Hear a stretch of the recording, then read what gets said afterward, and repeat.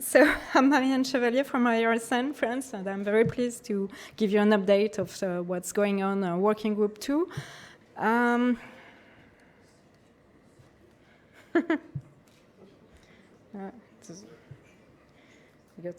Okay. So the motivation of Working Group 2 is to foster harmonization of individual monitoring in Europe. And it has started 25 years ago. Actually, the birthday was last April. We have different actions to harmonize individual monitoring. So we have, of course, the self-sustaining intercomparison exercises, training course. We perform also surveys. And one important action is the networking, elaboration of guidance, recommendation, and of course dissemination by publishing reports, paper, presentation. So despite the pandemic, the work has continued. Of course, all meetings have been virtual for all working groups, and we could not avoid some delays, for example, for the IC 2020 photons. You can easily imagine that we cannot end, the IMSC, the individual monitoring services could not send the dosimeters, and we cannot enter the dosimeters to be sent to a derivation lab in spring 2020 as it was initially planned. So we have some 6 months delay for this, but that's all. Everything went well and was in progress as usual despite all this pandemic. For the intercomparison, the series has begun in 2008. For the moment, we have finished the 2019 Extremity Islands exercise. We've done the participant meeting online last year, and fortunately, we could have the participant meeting of the 2020 World Body Photon this year, yesterday. Indeed, here. Currently, we've got two intercomparison in parallel this year. The whole body neutrons, for the moment, it's the irradiation in progress, and the whole body photons registration are still open. We have published two reports last year. One for the whole body neutron that was held in 2017, and one for the whole body photons held in 2019 for extremity and islands. You can see the report on the website, and of course all these exercises was done using the online platform, as you all know. For the training course, this course is 5 years of 5 days of lectures. That's a face-to-face event, and it's based on the technical recommendation of the ARP 160 document. Five courses have already been organized, and we have about 30-40 participants. And next course will be held in Lisbon next October. So the registration deadline is in mid-July for the early registration. The learning network is an action that arose from the fact that people were very interested in the discussion during the participant meeting for the intercomparison, also for the networking, and all the coffee break, this informal discussion that we all have during the coffee breaks, and same for the annual meeting. So we wanted to make it more formalized, so we define hot topics, and at the annual meeting we dedicate some specific time to have sort of informal discussion. That's not a teaching event, people teaching to another, but just people discuss of their problematics, all individual monitoring services may face, how they solve it, what's the situation in their country, so that people can learn from each other. Of course, that only can be a face-to-face event, because we have to fill on it to have this informal discussion. So it was canceled the last 2 years, and yesterday we can have this one after 2 years of break. There is a survey that is currently on progress. Actually, Euredos Working Group 2 carried quality assurance survey of individual monitoring services. We've done one in 2003, one in 2012, and we thought it was good time to revisit to see how the quality assurance and harmonization has been improved within the 10 years. And also because we have a formal collaboration with ISO, and as there are some new ISO documents that are under elaboration, we have thought that it was really important to have the up-to-date routine practices to write relevant ISO document. So that's clearly an ISO and Euredos collaborative action. We have the individual monitoring services have answered this spring, this year, to the questionnaire, very long questionnaire that means they have to dedicate lots of time to answer to it.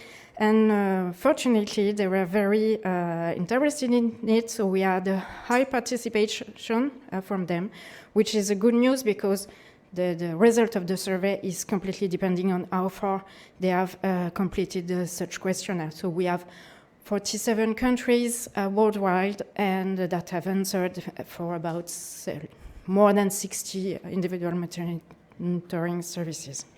So we'll now start to consolidate the data and analyze the result. There is also a research action in our group. It's about the improvement of the quality of the material used for neutron dosimeters. Actually, most of the passive neutron dosimeters are either albedo or track H using Thea-39 material.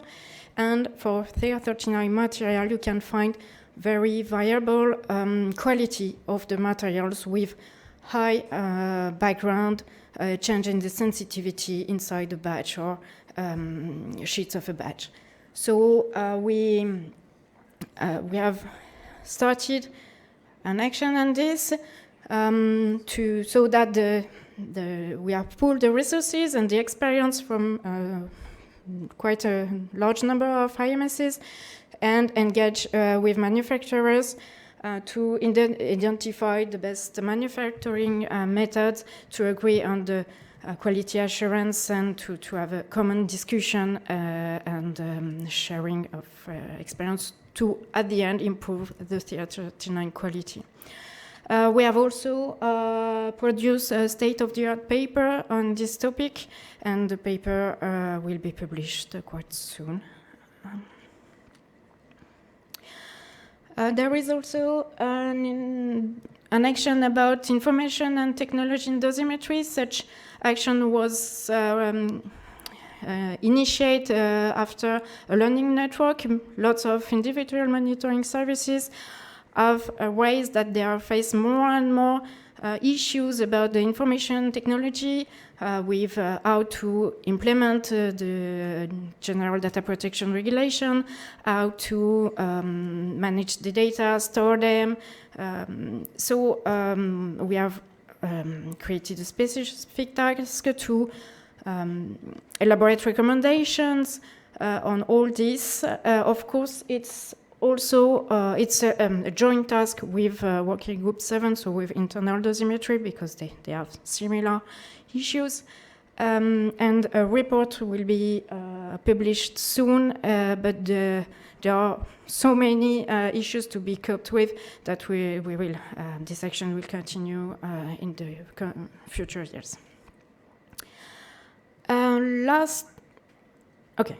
Perfect. Last action is the training in IMSs. That's again a joint task with internal and external dosimetry. It's the approval and accreditation comes from individual monitoring services. We require that staff should be adequately trained, but we are not so sure of there are maybe some lack in the needed training. So is there some from customer care, is there some for organization specific, etc. So we are first doing an overview of what is done in the different country, and maybe elaborate some recommendation on this. Of course, we have, I think we will have a specific mention of this later, but as the ICRU report 95 giving the new operational quantities has been published now, we were part of the elaboration of the recommendation for the impact of this new implementation of these new operational quantities. So working group was involved in this. So thank you for your attention. You can have all this, the activities of working group 2 announced in the newsletter, on the website, etc. And do not hesitate to contact me if needed.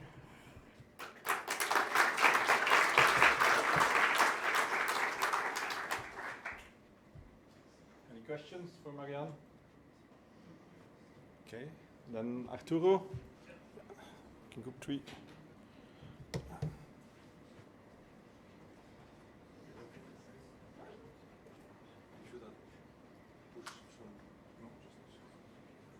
This one? So, okay, hello to everybody. Now I'm going to present working group 3, which is related to environmental dosimetry. And take.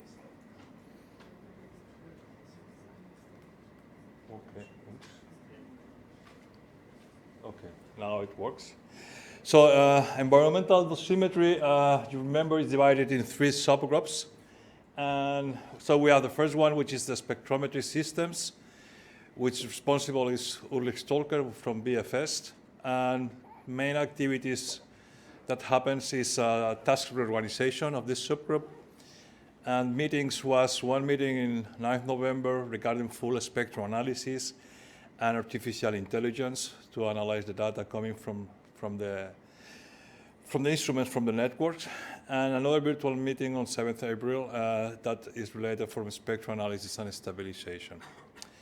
Then we have subgroup 2, which is related to passive environmental dosimetry. So it was during the year, more or less, during 1.5 years, yes. Stefan Lomayo was the responsible, but in the last month, in fact, on 10th May, it was decided that new responsible is Christian Naber. And it was this meeting, that virtual meeting, where we discussed about this reorganization of subgroup 2. Then we have the radon subgroup, which is responsible is Annette Rutger. And okay, I have to point out that we have had a first joint meeting between working group 3 and 7, and there were about more than 48 participants. And during this meeting here during this week, it was another joint meeting, and it was already a lot of people in this joint meeting. So I think it's quite fruitful, and the outcomes is also very interesting. Okay, then this subgroup activities is from subgroup 1. The first one is the intercomparisons. And regarding intercomparisons, we will propose, or we propose two different intercomparisons.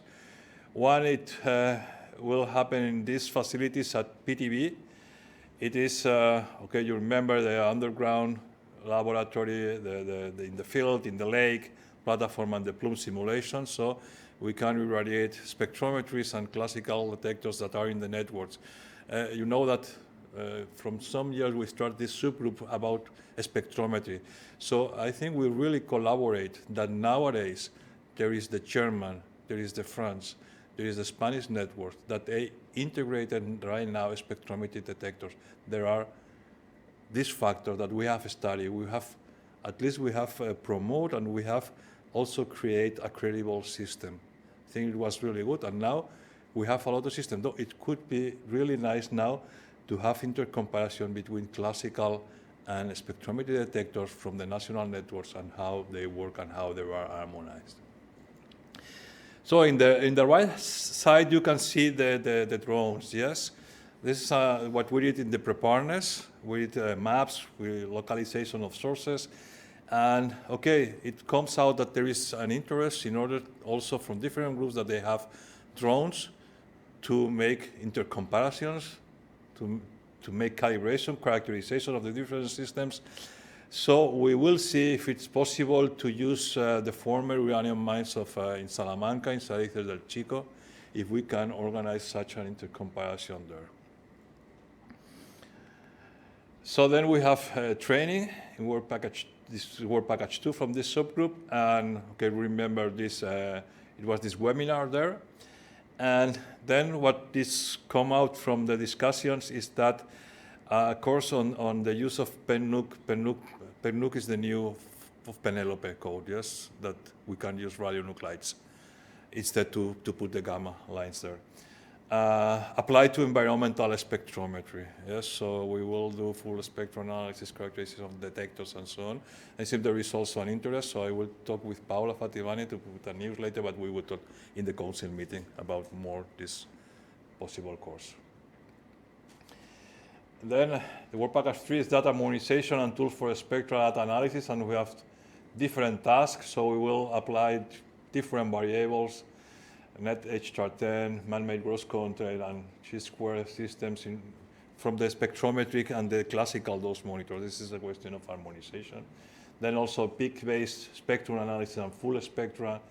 Then we have also this ISO 20956. We have a really good presentation from Oliver Hoop, so thank you very much for this presentation. And then, okay, this draft, the draft of this ISO will be sent to Working Group 3, and we will produce some comments, yes, or we hope. Then we have this machine learning techniques, and in this machine techniques, okay, this is a system that is only with the temperature the machine learn about how to stabilize the spectra. So this is, it seems that it works pretty well, yes. And this is one example that we are working. So we will really push this kind of machine learning system. Then we have another work package which is mobile systems. And then we have here the drones, yes. And we are involved in this remote alpha project. So the idea is to measure with the drones the alpha particles. So we like to measure it at distances of 10, 20 meters or whatever we are possible to do. And the idea, you can see here, the cone is the Fresnel lens, and the other side there is an americium source, a strip americium source, and in the picture that are down, you can see this Fresnel lens mounted in the drone, and in the other side, how is the ultraviolet light produced by nitrogen, excited nitrogen in the air. So you can see how is the light. So it could be very good for, especially for first responder, if they have to exit to the area, they will not contaminated by alpha particles. In the right side, you see here also, we have a session regarding citizen networks. That's okay, not completely new topic, but we have a presentation from different people, from Jean-François, Paola Fativani, and also from Clemens Bora about the mobile use and different open radiation and so on. And we also will try maybe to create a task together with Working Group 10. So we will see, but we are really interested on that. Especially we are in Spain, that are collaboration between the regulatory authority, Nuclear Safety Council, and Open Radiation is going, and okay, an agreement. So I am also involved on that. So it could be a good issue in the future. We will see. So now we move to the passive environmental system, and the first task was the questionnaire and the dissemination of the different laboratories. So there is a Euralos report of the overview of the different passive systems, and the two main topics or outcomes that come from this questionnaire was the calibration and uncertainty calculation, crucial points. So it was discussed, and it seems that it could be good to make a new questionnaire disseminated in 2024. Yeah, this is the idea. Then we have task 2, which is the organization of intercomparison of this passive. And we see that we have this intercomparison 2021 area that took place in 2022, is finished. So the coordination is Cyberdov, evaluation at KIT, 66 passive, and you can see here how the different detector was posted outdoors and indoors in order to make the intercomparison. Then we have task 3 there, which is possibility to evaluate a possible intercomparison using personal dosimeter for the use of ambient dosimetry. And this we will talk about that. We will talk probably in the future. Christian Naber will organize it, and we'll talk with working group 2 in order to see if it is. It seems it's a real interest, at least on working group 3, so probably working group 2 also. Then we have task 4. So we get this have this revision of the German standard DIN for environmental monitoring with passive integrated dosimeters. So it will come a new 1 minute, okay, a new DIN, and then an implementation of an ISO. And okay, we will try to put some recommendation there. We have the webinars, and there is a new webinar that we will propose for October regarding this intercomparison 2021 area. Subgroup 3 is the radon, so we have this collaboration with Trace Radon Project. In task 2, that, okay, this is the dose conversion factors that was really interesting, this collaboration working through and 7 about the dose conversion factors, and there is some things to do to harmonize these calculations, yes? And finally, that is an interest also to carry out intercomparison on both exposures and those conversion factors. And thank you very much.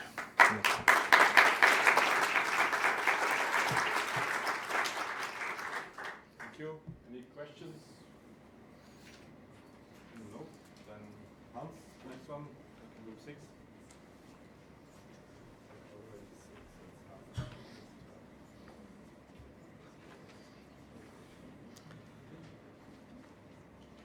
So while the slides are coming up, I would introduce myself. My name is Hans Warbus.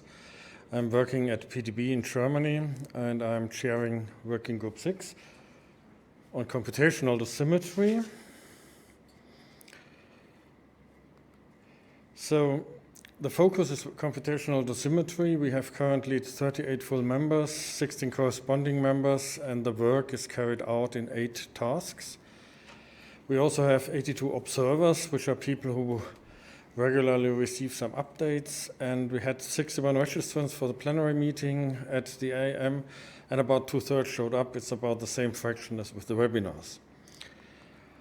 The tasks that we have within Working Group 6 are a task on neutron spectra unfolding that has currently come to its end, and we are reconsidering how we are going to continue in the future. We have a big task on micro-nanodosimetry that used to have a close collaboration with Working Group 7, but at the moment these activities have also come to an end, and we are putting them, the collaboration with Working Group 7 on hold. There's a working group on individual monitoring, which closely collaborates, of course, with Working Group 2 and also with Working Group 10. We had some change in the in the task group, which originally was called Voxel Phantom group. It has been mainly dealing with intercomparisons, and I will talk a little bit about that, at least on the outcomes in a second. And we have renamed it now to computational phantoms because we want to move to flexible numerical phantoms in the future. And there has also been a change in the chairperson, which is now Christelle Huet.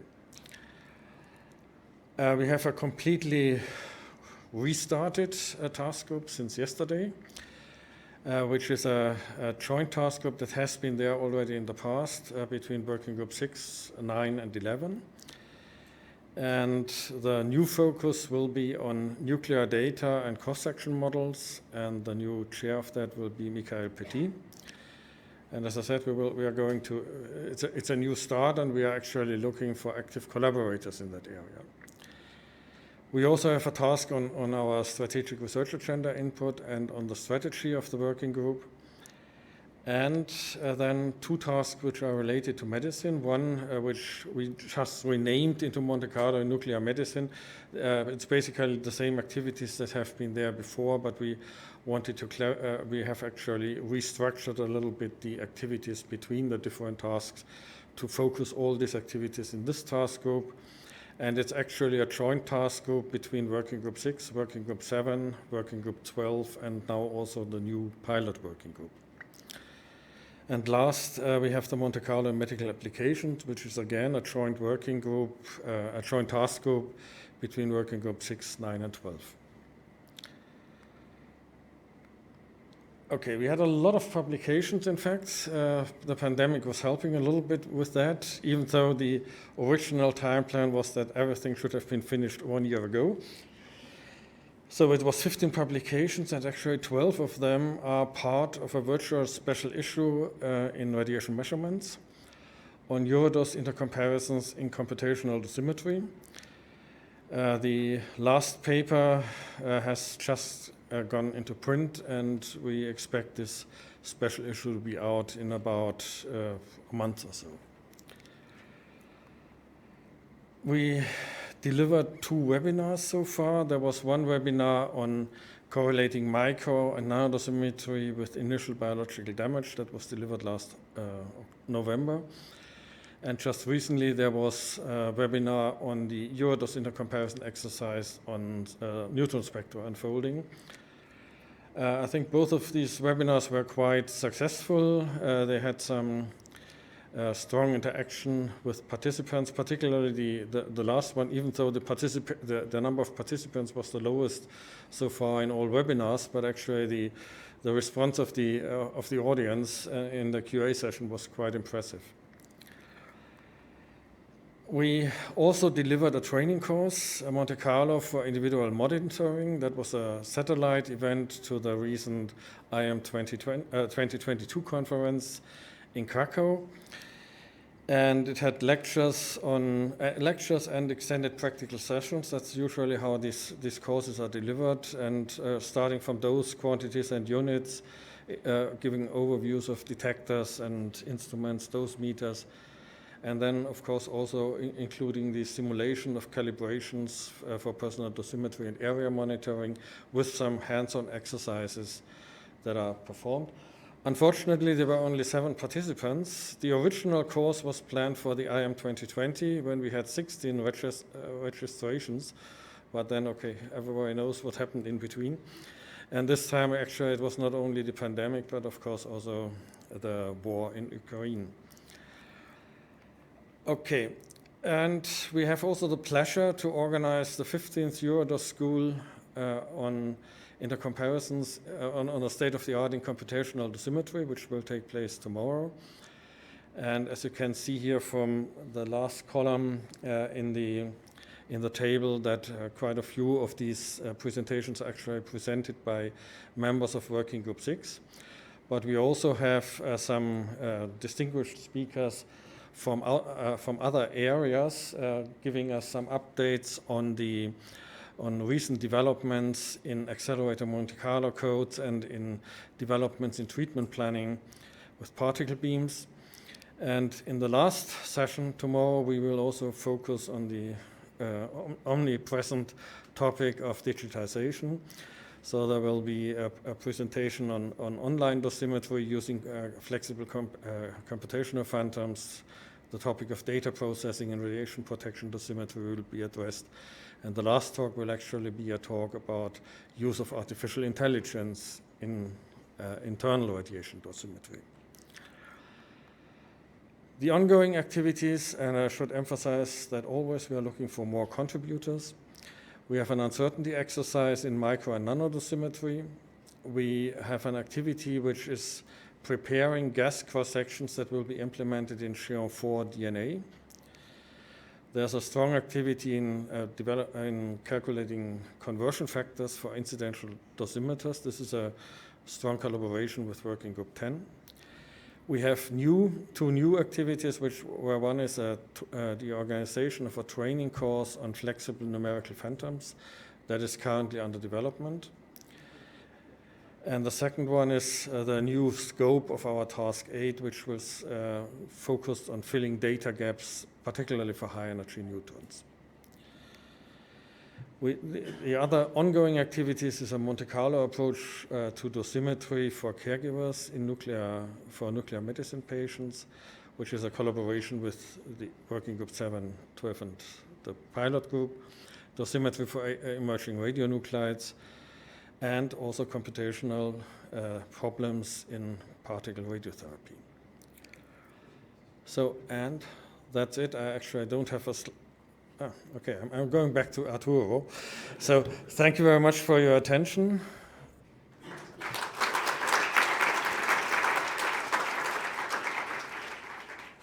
you, Hans. So here, any questions, comments? Any volunteers? Okay, we continue. Bastian, Group 7.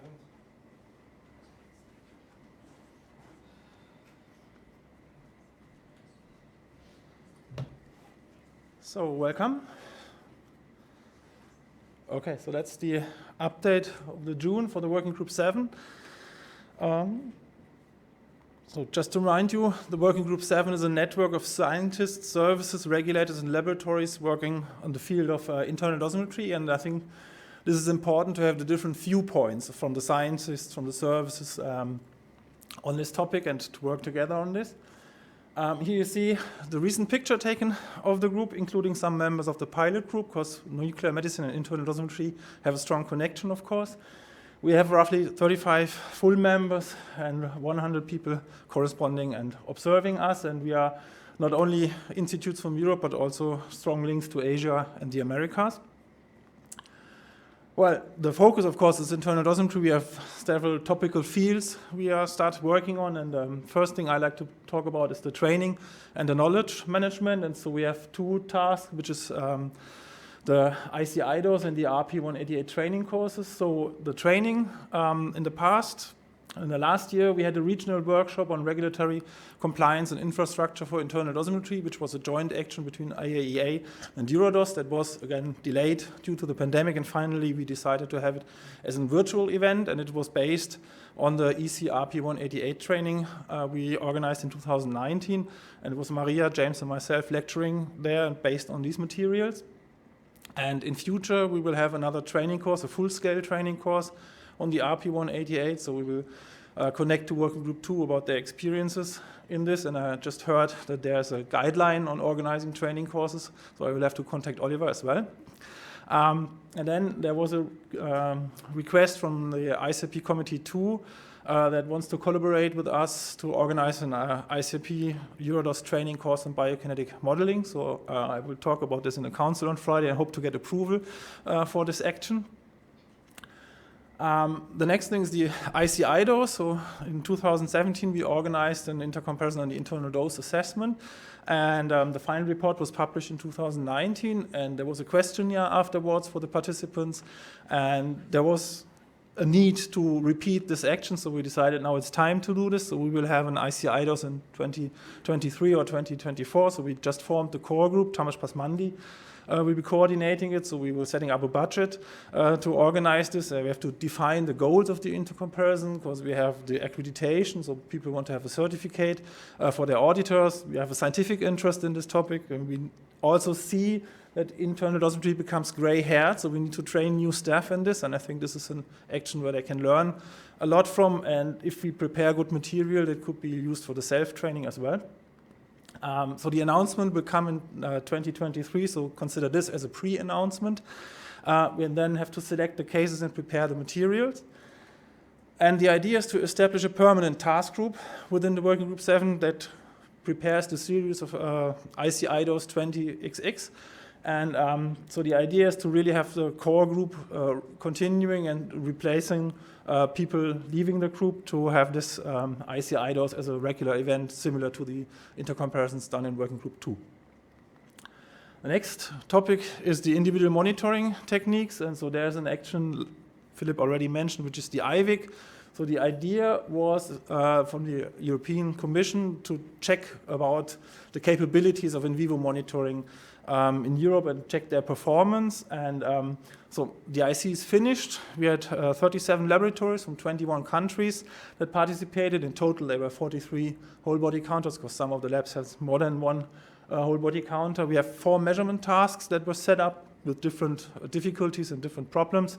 The final workshop, I heard, has been a success. There had 73 participants, 27 have been on-site and 46 have been online. And it really happened. As you can see, it was on Twitter. So this was a successful action, and the final report is in preparation. I think the deadline is next month.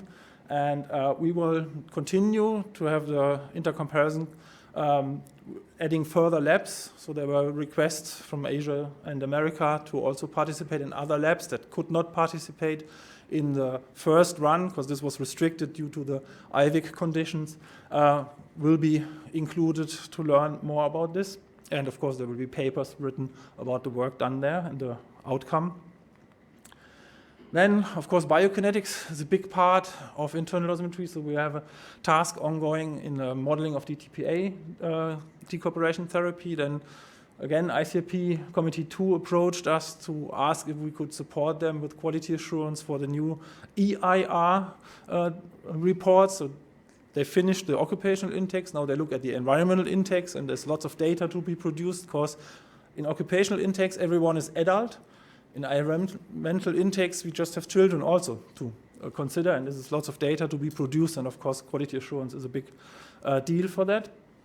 And we have an ongoing task, writing a guidance report on the use of the occupational intake of radionuclides, which is hopefully being issued as Eurodos report in next year. And as far as I can see, it will be lots of pages for you to read. I think we crossed the 300 pages mark, and we're still not finished yet. We're close to finish, and might be also 400 pages for you to read. Dietmar Noske is taking care of this task. Then the dose assessment methodology is a big topic we talk about, and we have Cadoromet. Cadoromet is a tool that allows you to do this internal dose assessment using your measurement or monitoring data. It's based on Microsoft Excel and the Visual Basic. It was developed by Bernard Landry from EDF in France, and we have a collaboration with him, and it implements the methodology from this ECRP 188 document and the IDEAS guidelines, both been developed by Eurodos. And we did the quality assurance and the validation within the task group of the working group 7, and we, again, few pages for you to read. The Euros report is in preparation on this.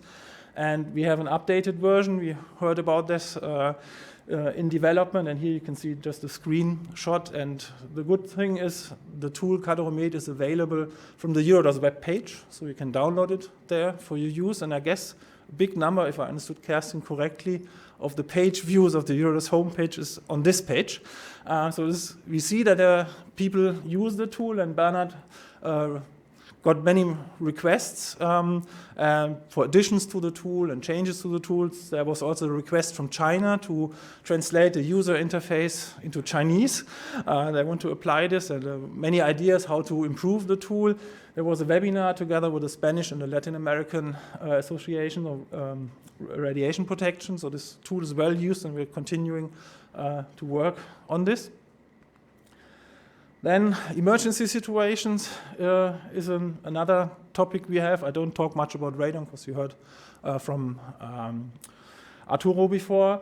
And just to remind you, we had this big paper was published 2 years ago about the comparison of internal dose assessments and the retrospective methods, and there was a need to continue working on this, and there will be a follow-up workshop on these biodosimetry and internal dosimetry, which will be a satellite event to the ERPW in Estoril, and Liz will tell you more about this event. In the emergency field, we are quite active. There's the in vitro emergency bioassay methods, so the network of laboratories has been established, because then you need rapid and quick methods to do this. And again, something for you to read. A guidance report on screening and rapid methods for emergency in vitro bioassay is in preparation. We have the wound monitoring. There has been a collaboration with the WHO Rampan wound project The idea is to review and look at the lessons learned from real cases, because wounds are very complex and each wound is a unique thing to study, and there will be, again, something for you to read, a Eurodos WHO report with a peer review publication on the state of the art and especially a gap analysis and the future research lines, so what to do. Measuring, monitoring in the wound is a problem. Dose assessment in the wound is even a bigger problem. So don't get wounds. That's a take-home message. We have a collaboration with the ISO Working Group 25, the conveners Didier Franck. They are developing a standard on emergency monitoring and dosimetry. Sounds a bit strange. Emergency is not a standard thing, but there will be a standard providing guidance how to react in this kind of situations. And I think they received 390 comments when they had the ISO vote, and a good amount of these comments were by the task group members from the Eurodos. So there's this link. Eurodos and ISO. And there was an intercomparison on age-dependent thyroid phantoms, because when you have emergency, it's not only the worker, the adult, but also the children that are affected. And in this intercomparison, the idea was to use the phantoms that are used in the different laboratories to calibrate one counter, the same counter. This was the CIAMAT whole body counter, so the different phantoms. So you see there's the phantom have different shapes and different setups. They were shipped to CIAMAT and measured there, and we have 5 of 7 that have been already measured there. And there was also exchange. Sometimes the staff joined to learn together to work on this, so I look forward what will be the results of this and the uncertainties. We talked about the therapeutic radionuclides. Again, something is prepared for you to read in this task, and we have the link with the pilot group, because it's radiation and nuclear medicine, internal dosimetry. Hans already mentioned there was or is a collaboration between working group 6 and 7 on the micro and nano dosimetry, but still there's no people working on this, so we are observing this. We keep in touch and see whether this topic can be become an active topic again. And for the uncertainties, we have a link to the Radonorm, the EC project, on the task group on uncertainties. We just had a presentation about the uncertainties in the radon dose calculations based on the model uncertainties. And without uncertainty, you can say I enjoy and hopefully will enjoy working with the working group and thanking all the working group members to collaborate and to make the working group successful. And if you have any questions, you can contact the task leaders or myself. Thank you.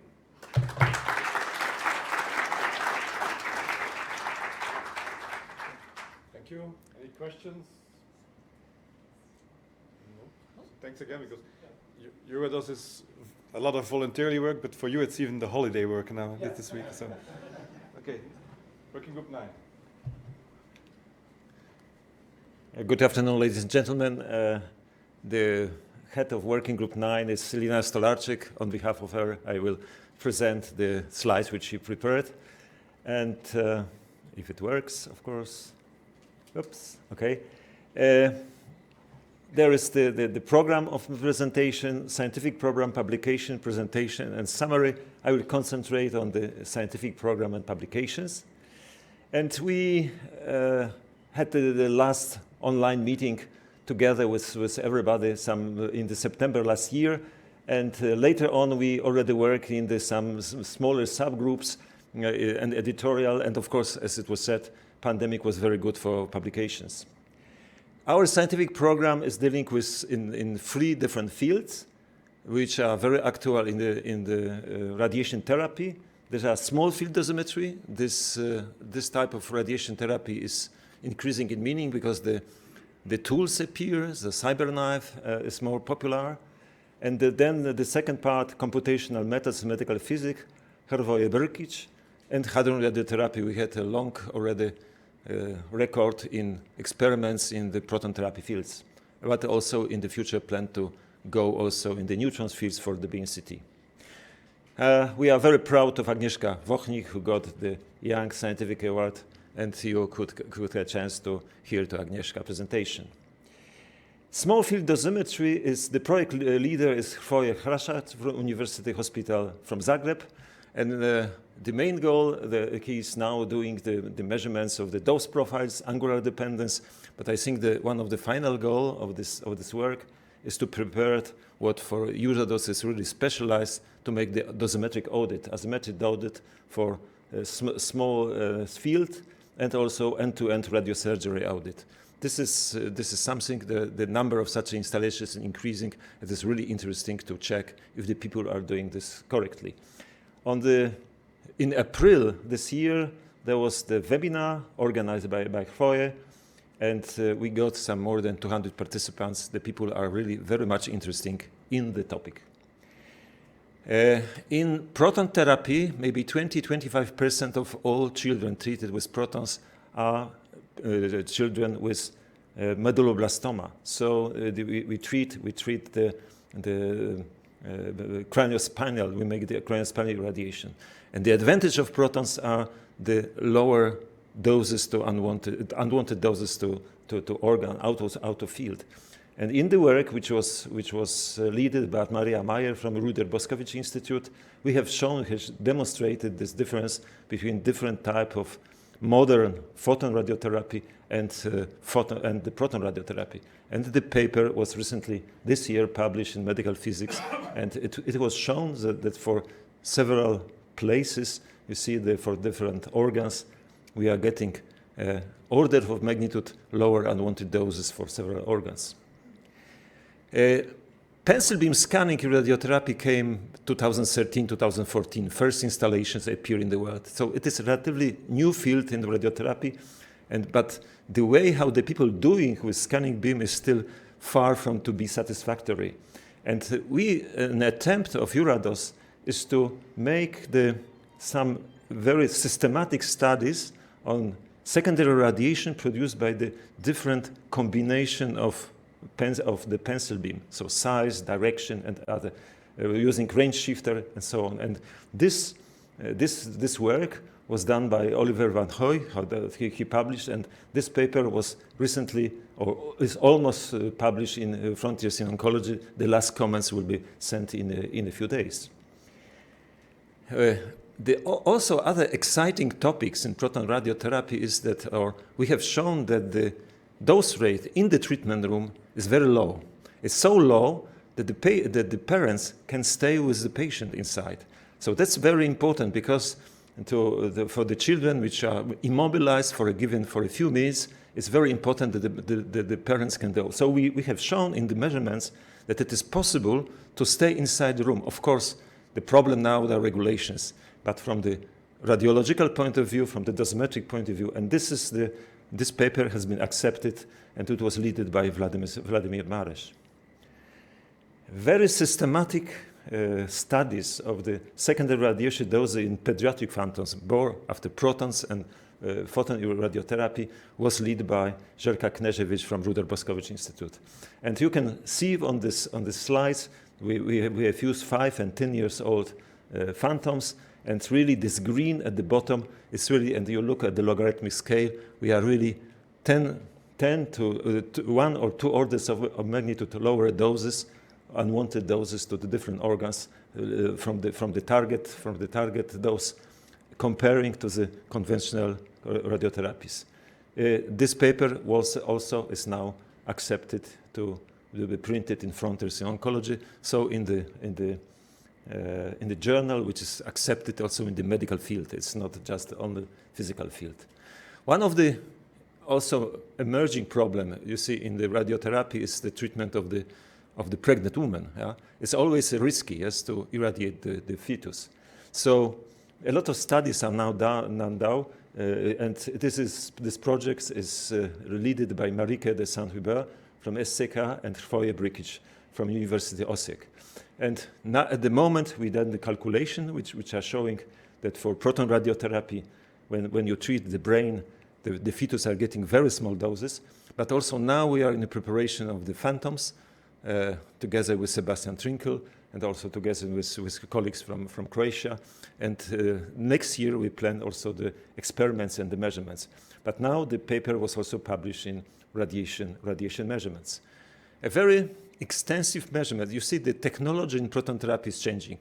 Now the the new installation, the synchrocyclotron Mevion, which is used for proton therapy, is coming very close to the patient, but that gives the possibility to reduce the size of the installation and the price. But the price for bringing the cyclotron close is increased neutron, and we wanted really to check. We had experience in the conventional proton radiotherapy. We went to the Mevion facility to Maastricht, and we measured different aspects, dosimetric aspects of the beam. And one of the papers has been already published from Gabriele Zoroni on environmental doses. Again, we are due to the presence of the cyclotron and the method of reducing the beam energy, we are much higher doses than in conventional proton radiotherapy. However, these doses are not higher than in conventional radiotherapy. So the gain is to have better patient doses, target doses, but of course, to be close to the cyclotron and to using this system make increase of the doses to the out of field doses. Now, we hope that this year the neutron spectrometry and in-phantom measurements from these measurements will be published. One of the main goals of EURADOS are intercomparisons. We are famous for that, and we are really doing this very well. And also here in the proton therapy, it was done by the group led by Maria Davidkova, and she prepared, and his group prepared a group of phantoms, and detectors were delivered by different institutions. And up to now in Europe, there is no external audit to proton radiotherapy, even if it is required formally by regulation in several countries. So the results which we obtained, there was 11 institutions, 11 proton therapy centers. Usually the results were very nice, so it showed that the level of the medical physics in Europe is really very good. Only institution number 9 was about 5% lower than the others, and they have to check the dosimetry. So altogether, I put together all the paper from the last year, 2011, 2022. You already, I was explaining in detail what was there. So summary, I'm sorry for the slide. I should put there the number of participants. There was about 30 people participating now in the meeting. We are very grateful for collaboration with working group 6, working group 12, and working group 11. And we hope that their competences will be used in the future work. So what will we do in the future? Dose to the fetus to continue, not only calculation, but also experiment. We have a beautiful phantoms which could be now used. Neutron dosimetry and BNCT. BNCT is also a new technology because the accelerators producing neutron beams are coming into use. The first in Europe in Helsinki, but in Padova, there is also another construction. It will be the hot topic. LET measurements in proton radiotherapy planned already for November this year. Risk model for radiotherapy. So, chwała na paźni. Thank you for your attention. Thank you so much, everybody, for the collaboration. Thank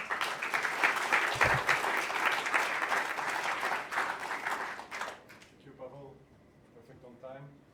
So here, no questions? I'm sorry. Yeah. But then next is Liz, looking group 10. So thank you very much. Do I need to touch anything? It will come. Brilliant. So hello, everybody. Good afternoon. My name is Liz Ainsbury. I'm the chair of Working Group 10, which is retrospective dosimetry. And it's my pleasure to give you the brief update of what we've been doing in the last year and indeed at AM 2022. So just a reminder of the motivation of Working Group 10. So we are talking about biological and physical retrospective dosimetry methods of individual dosimetry. And the idea is that we establish a network of collaborators across Europe and indeed now across the whole world to try and develop a multi-parameter approach to dose estimation, to tell the people who need to know about these dosimetry methods that we exist, that we can do this, to think about development of new techniques, to also focus on some specific topics like uncertainty estimation, partial body dosimetry and internal exposure as well in collaboration with Working Group 7. So a quick overview of the sort of current tasks, the current active tasks. So I'll talk about in each of these individually. The only one I won't talk about is the somewhat dormant task, which we keep on the list, but we don't do anything very much on reporting and SRA, but we do foresee that some more work will be needed when pianoforte is going forward. So we keep that task on the list. So task 10.4, again, we have intercomparisons in working group 10, as with everybody. And we've had a number of intercomparisons over the years, very successful, both in terms of scientific development, but also then of testing and validation of methods. I just mentioned here the two that we are most recently working on and doing the most work on in terms of analysis of the data and producing publications. So I won't say anything about the EPR tooth enamel intercomparison. There was a lot of delays due to COVID, but still we're moving forward, so we hope to have the final results soon. The big activity within the working group across all of the methods, and indeed some novel methods too, was the field test and interlaboratory comparison that took place in Lund in 2019. It was a joint exercise with RENEB, the network in Europe, and the idea, well, there were multiple ideas where we have a number of different aims that we wanted to try and address through this really rather large-scale activity. I won't read them all out, but lots of different things that we wanted to do. So I showed some pictures last year. It was a very nice activity over several days out in the field with a very big radium-192 source, which was excellent. And I'm not expecting you to be able to read this, but that basically the summary here is that we had planned a lot of publications, and I'm pleased to say that we have 3 of the papers published, 2 of the papers almost ready for submission, and then the rest of the papers, however many that is in total, are still in development. So lots of work, and we have had a lot of discussion at AM 2022 about where we are with those and how we move forward. And again, just to highlight at the bottom, we hope that we will be able to produce a Eurodos report at the end to bring together everything and answer whether we have addressed all of those initial aims.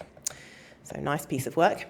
Task Group 10.8 is the collaboration with Working Group 6 on dose conversion coefficients that Hans already mentioned. So I won't say too much about this. I've presented on this before. Just to highlight here that we discuss quite a lot about how to continue this activity because a lot of the work has been done and we're in quite a good place, I think, based on the current state of the art. But what we will now do is continue this task in support of the future interlaboratory comparisons. It's important to have the simulations for that. But also we'd like to use this to try again to establish further closer links with the medical community. We need input on what dose quantities medics need before we can really think about the most appropriate dose quantities. Then task 10.6 is development of common approaches to uncertainty estimation. We have a number of ongoing subtasks within this task, training courses. We talk a bit about uncertainty budgets every time. In particular, at AM 2022 and in the last few months, we've been thinking more about detection limits and decision thresholds. This is sort of a hot topic for us and for many people, the new ISO standards in development at the time. So we had a very nice presentation from Guillaume Magnificat from IRSN on in fact, the title of his presentation was Why You Shouldn't Use the ISO Standard, which was very nice, very good to have a provocative presentation.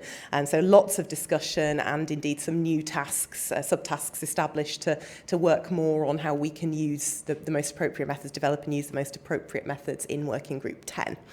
And in addition, one of the original aims of this task was harmonisation of methods, and there's been a lot of development in thermoluminescence and optically stimulated luminescence in recent years. So now is the time to revisit how we can harmonise in terms of best practice across these techniques. So this is going forward.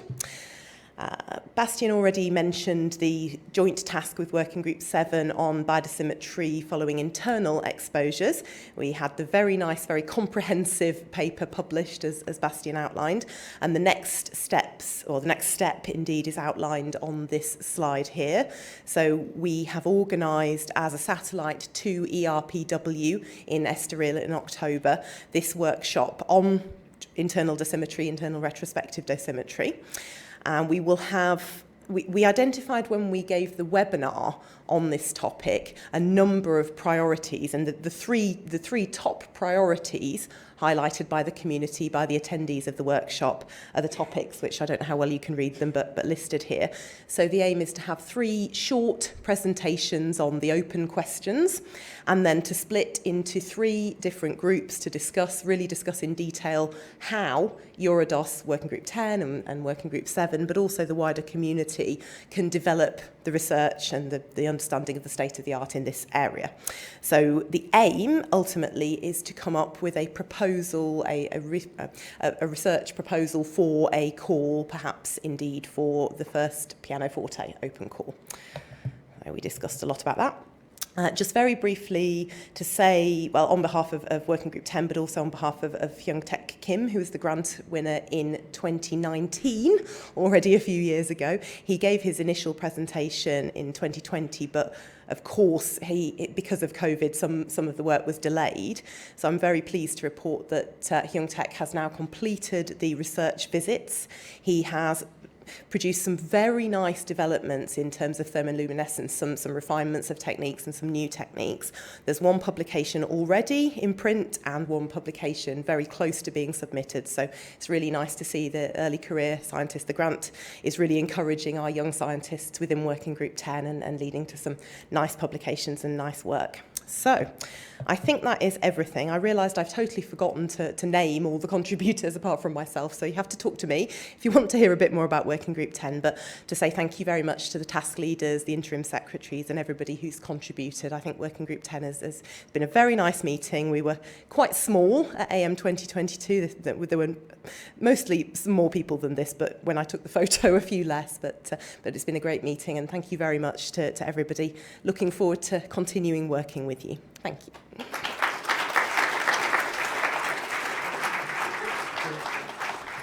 Assuming there are no questions also for Liz, we go to Marco, Group 11. Good afternoon, ladies and gentlemen. I'm Marco Cavesano from the Polytechnic di Milano, chair of the Working Group 11. Here you can see what is the activity of the working group, and some number about the consistency of the group. We had the last meeting that was in hybrid mode in Milano in October last year. We have up to now 10 tasks that are active. One of them was closed recently, and I will go through the different tasks. The first one, task 1, is about comparison of Monte Carlo codes on aircraft. Unfortunately, we have no update in this annual meeting, so the status in October foreseen a paper published by the next annual meeting. Task 2, that is related to active and passive detector in pulse radiation field, actually has several tasks ongoing, several actions ongoing. One is the data analysis of an experiment that was performed many times ago in 2019. The paper was, the work was presented at the last NUDOS conference, and we plan to submit the paper by the end of 2022. The main idea is that we have to repeat also this experiment because we found some problem that with the experience now we can solve. So there will be the possibility of repeating this experiment and fixing the open issue that we have found.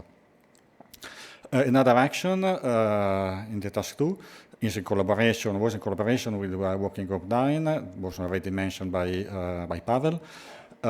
We have published the paper and also another paper more focused on the comparison with previous experiment was presented at the NERD study proceedings, so will appear in the proceedings. We have a new action in task 2, that is the intercomparison of passive detector in extremely high photon field, single pulse, roughly 40 nanoseconds in duration, with dose range up to 10 gray per pulse. So we expect in fall to run this intercomparison. Another incoming action is another intercomparison using the CLEAR facility at CERN. So we are planning now, we have to apply for the bin time, and possibly will be performed next year. For the task 3, that is focused on solar particle events, actually the task will be closed, and the next action still remaining is the submission of the paper. Okay, in task 4 is focused on measurement on board aircraft. So no longer a simulation, but a real measurement. So it is running a long-term intercomparison of passive detector on board aircraft. Started in March this year, so we expect roughly 1 year of flighting. So in 1 year time, we will recollect the detector. Again, in task 4, there are development of specialized detector for aviation. Task 7 is focused on the high energy reference field. The two actions that are ongoing, and one at PSI, where is almost ready a new facility in which it is possible to intercompare RAM counter, extended range RAM counter, or extended range Bonnesphere set. So we have two positions on top here, on top. I cannot find the pointer. Anyway, okay, on top. Okay, on top of the roof of the Proton accelerator, and okay, there are two positions that are characterized in terms of dose rate. And we are starting as a first exercise with Bonnesphere intercomparison. Another action is it is constantly running, the intercomparison run at SURF that was closed a few days ago, so we are now in the phase of processing data. Task 8, that is focused on event in the atmosphere that can produce ionizing radiation. We have two actions running, measuring on board aircraft with active instrumentation, and making even spectrometry during thunderstorm, meaning understanding which is the gamma emission due to the lightning. There are also other incoming action, mainly focused on cosmic ray radiation, typically muons, and also understanding the effect of high voltage in thundercloud. Task 10, again, we have no update on this task since the last annual meeting. Since the last meeting, so in October. So again, it is foreseen the final draft on that in 2023. The last task is focused on the is an education action, and we have organized an unfolding course that fortunately will be next month. It has been delayed, I've forgotten how many times, because we do want to have it in presence. And finally, we could finalize it. We have, it will be a 4-day training course divided in lecture, but also hands-on training. So people actually making the unfolding, running the unfolding code. We have 20 people registered, plus 4 in the waiting list. So we have now to define whether accept them or not, depending on the capability of the room. So it's just only a matter of organization.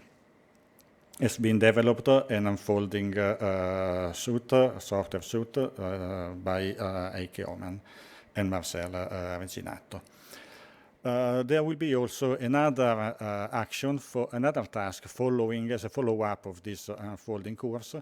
And the main focus is to try to set up a community of people measuring with BSS, exploiting the fact that we have at least 24 people that are interested in this kind of measurement. So it will be an action to be seen like a follow-up of this course.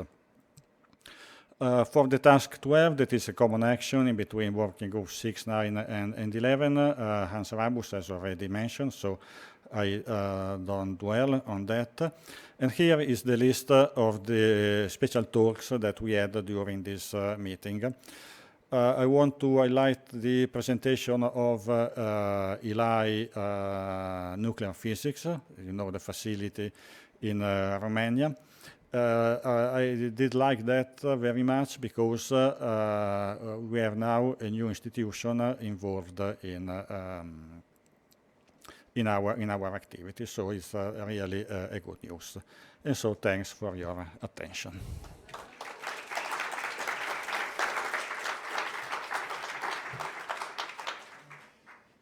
Questions? So go to the final presentation, we're group 12, Shalka. Can I get additional 1 minute because of the last lecture stress?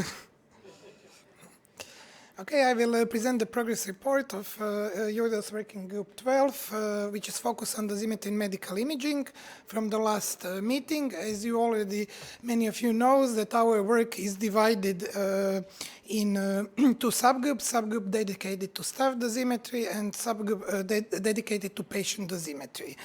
Working Group 12 contribution to Eurodose webinar was a webinar dedicated to the results of a Veridic project, which was jointly organized in collaboration between Eurodose and IFOM.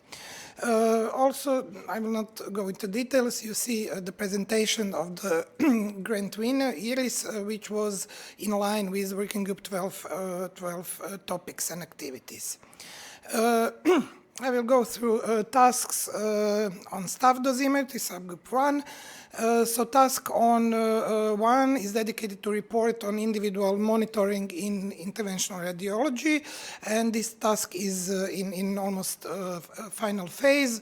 The extensive Eurodose report, which will contain many data and information about different aspects of individual monitoring in interventional radiology, is prepared and now under review. Review phase is ongoing. For the task 5, I think 2, maybe I mixed the numbers, double dosimetry recommendations. This task is finished, and the final action, which was the manuscript, it was submitted to Journal of Radiological Protection, and it is a practical guidelines for the personal monitoring and the estimation of the effective dose and doses to the length of the eye and in interventional procedures.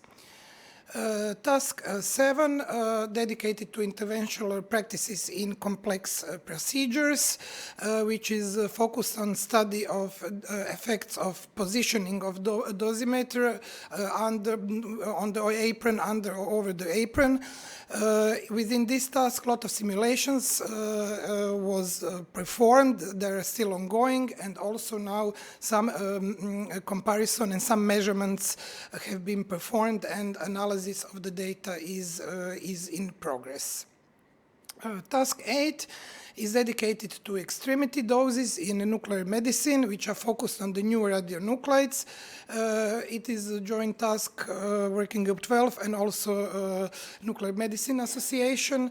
And main objective was to find out the current status of extremity dosimetry in nuclear medicine, but with focus on new radionuclides. So the first phase, questionnaires, literature review, was already finished, and the papers are either published or in preparation.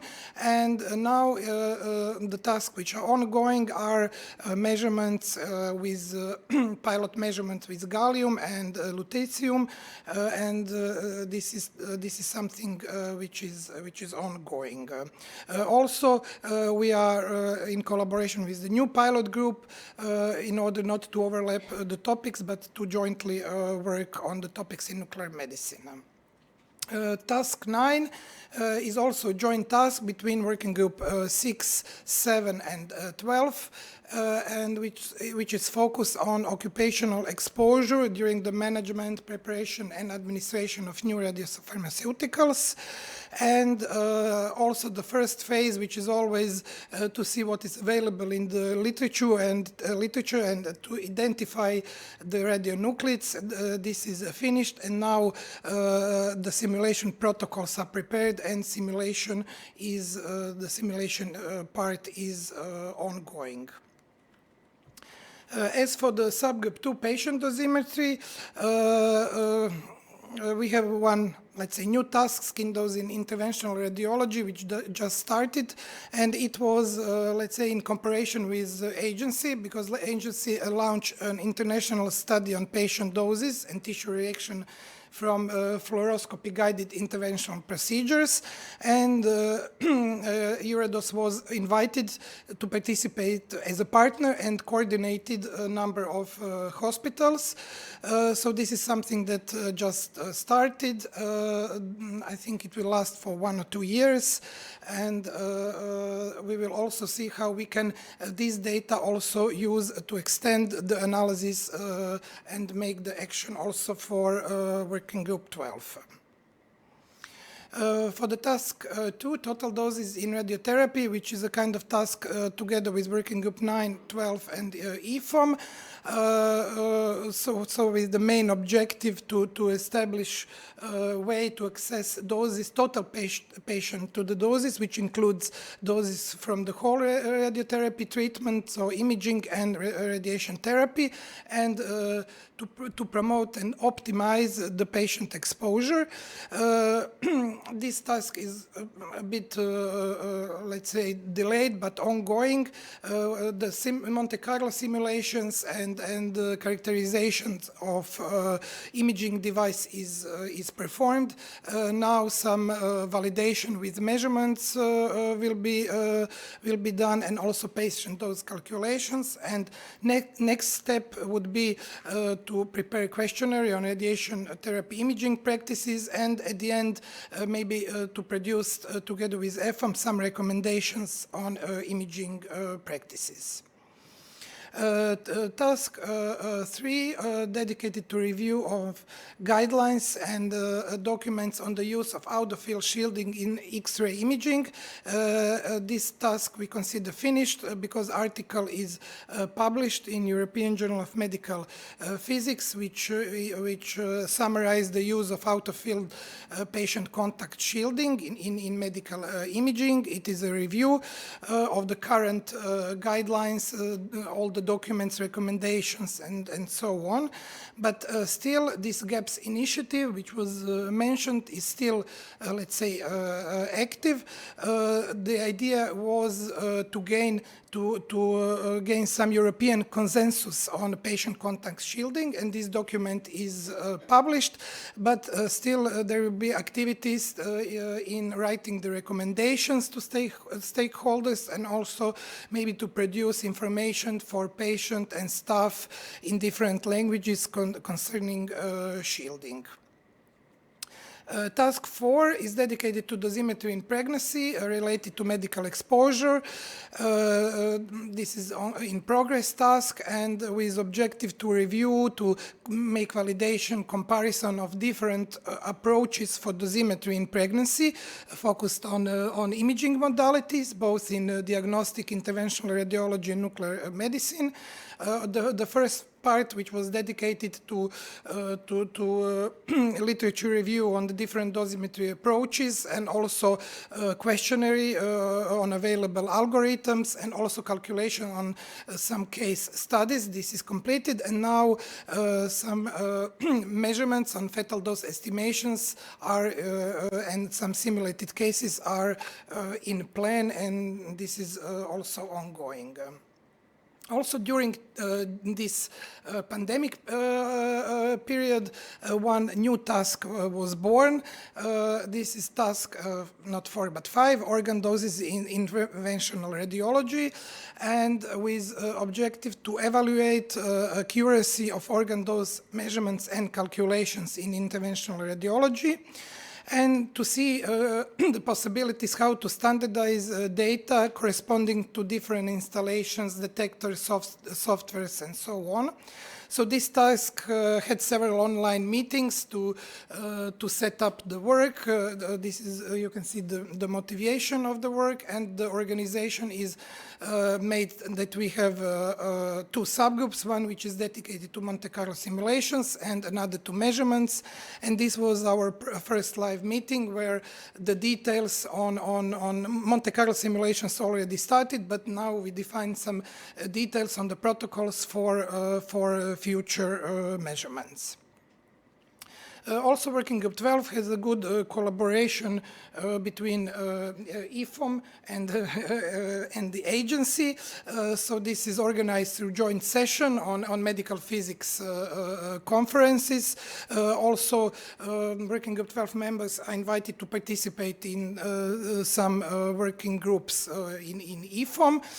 So we consider that we have a very fruitful cooperation, and also in the future we will increase this cooperation.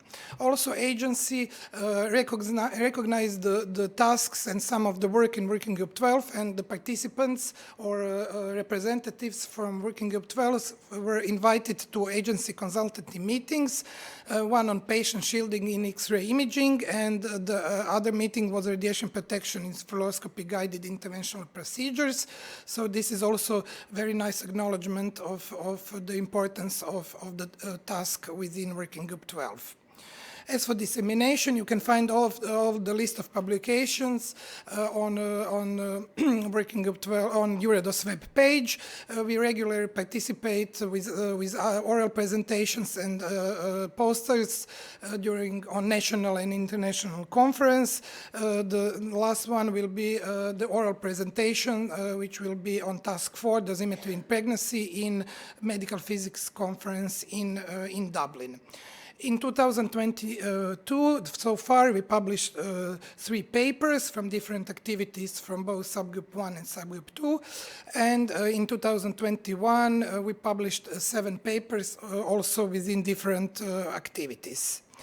And next actions are to continue the work on different tasks. Also during this meeting, some new tasks were discussed, which will be elaborated further.